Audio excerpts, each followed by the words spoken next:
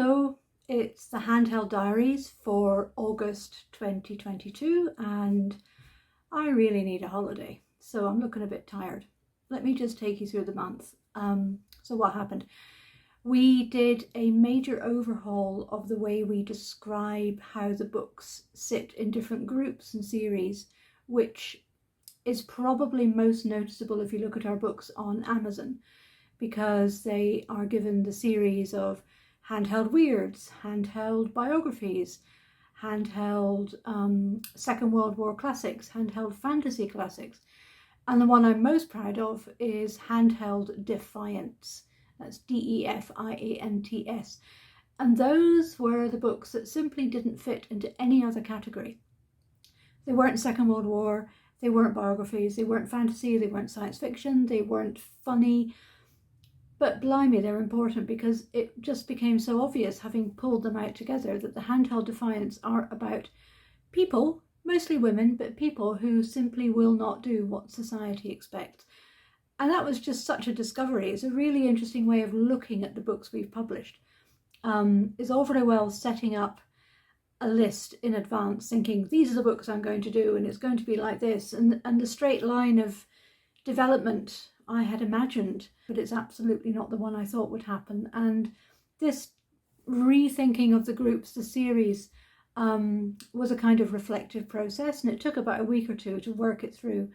And it's just brilliant. I'm so pleased with it. So on our website now, every single book has its own series listing. We also had Broster, DK Broster. She was published in August and it was lovely. And we had a really nice, not very long, but a really nice online book launch with Melissa, and the link for that is now available, so you can watch the video.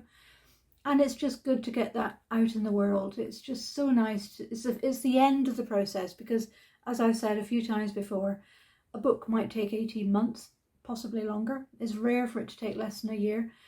And it's a long time, 18 months of working on that book amongst all the other things, and hopscotching between months ahead and months in the past as I pick up different things.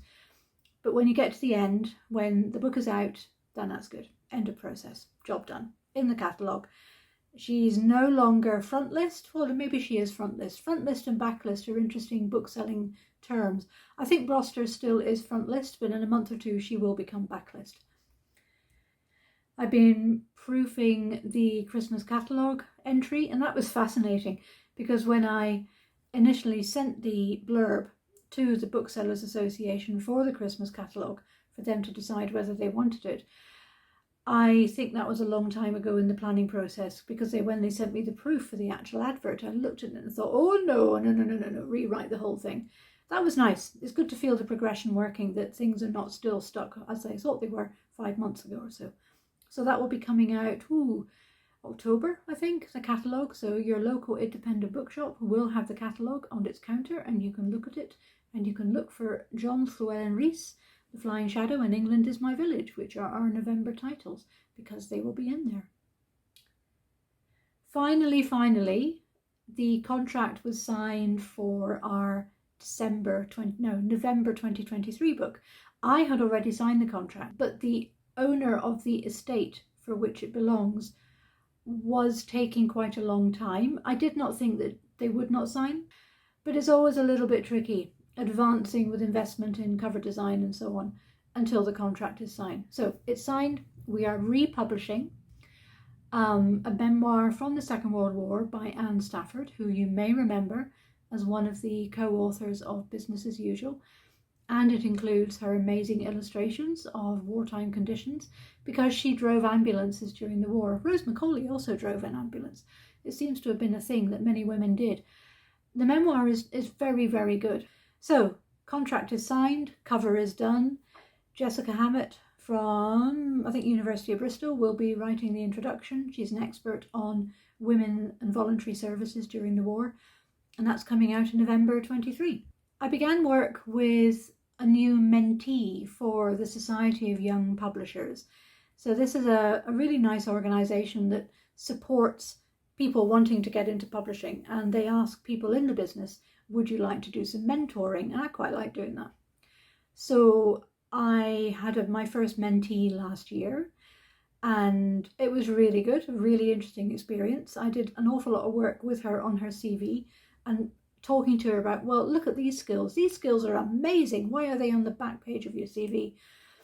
And in the end, she got a job. She got a job with the Bookseller, so that was really good. I feel job done, job ticked. So I'm beginning work with my second mentee, and I'm waiting for her to send me her CV so I can give it a once over.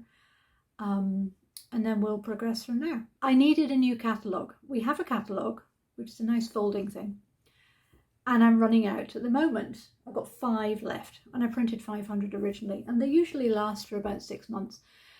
But there was a problem because one of our books, Valentine Ackland, had been longlisted for the Polari Prize for 2022 for LGBT writing.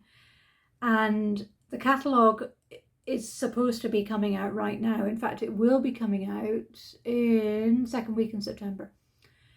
But I needed to know whether Valentine Ackland was on the shortlist, because if she was on the shortlist, I could change the cover art for that image, for that cover image in the catalogue. And I really needed to get the catalogue off to the printers about 2 weeks ago. So I thought I'll just have a wee chat. So I asked the PR agency for the Polari Prize, could you tell me if I promise not to tell anybody else? And they told me, and I didn't tell anybody else. And we altered the catalogue, and the catalogue will come out in 2 weeks' time, which is after the embargo. And this video will come out after the embargo date. So it's quite safe to tell you that Valentine Ackland has been shortlisted for the Polari Prize. And my word, I could not be more pleased. This is, I think, maybe the first book that I commissioned. It had already been mostly written. So Frances Bingham just did a very, very good revision, adding bits, more research, topping and tailing a text that she'd thought she was getting published 20 years earlier, but then that publisher stopped. So I arrived and I said, yes, we want to publish this, and please, can we have it? But it was my commission.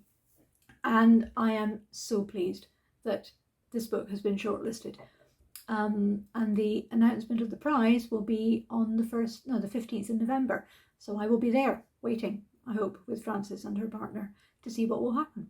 So the catalogue's coming out, and so is this nice picture of Valentine with the yellow stripe saying, shortlisted for the Polari Prize. Another nice thing that happened was the Bookseller, the weekly trade magazine for the book industry in Britain. They do paperback previews, which is the section at the end that we're most interested in, because most of our books are paperback reprints, and that's effectively what that section is for. We don't do children's books, we don't do new fiction, we just do reprints or non-fiction. So the paperback previews for November came out, and they had one of our books, The Flying Shadow, John Llewelyn Rhys, as an editor's choice.